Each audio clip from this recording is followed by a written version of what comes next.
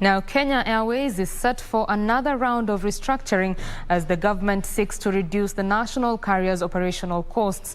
National Treasury Cabinet Secretary Ukur Yatani says as part of the bailout plan for Kenya Airways, the government is reviewing the aircraft leases by Kenya Airways and assessing the carrier's management. Kenya Airways was among the beneficiaries of the 2021-2022 supplementary budget, with the National Treasury recommending an additional 26.56 billion shillings as bailout for the carrier. National Treasury Cabinet Secretary Ukur Yatani says the government will consider more bailouts in future to sustain the cash-strapped airline. It has a unique strategic importance for the country, and that's why we will not allow it to go under. We'll continue supporting it.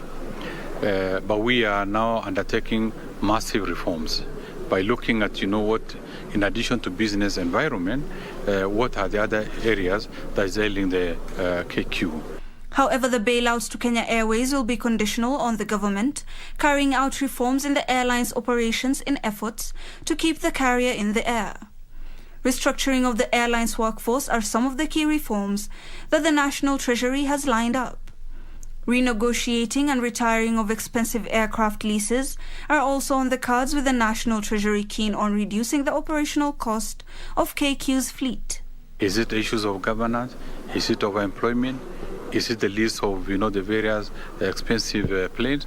These are things that we are keenly addressing. But as we do this, we are also supporting them not to go under by giving them substantial resources to restructure and back on the feet. Yatani was speaking during the launch of the fourth medium-term plan for the Kenya Vision 2030, where he called for strengthening of the public-private partnership to implement and realize the plan. A business enabling environment, and so this for us is just not another exercise, but we take it very, very seriously because it has impacts in our lives as business, but in the lives of the economy. And we are a private sector-led economy, and so for that reason, that's why we participate in this.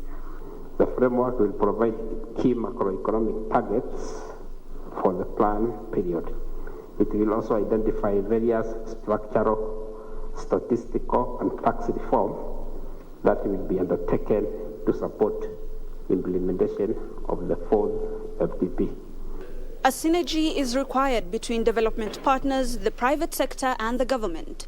However, we are coming from a phase that was pockmarked by the ravages of COVID-19. So what are the prospects? Reporting from KICC for Prime Edition, my name is Ibak Said.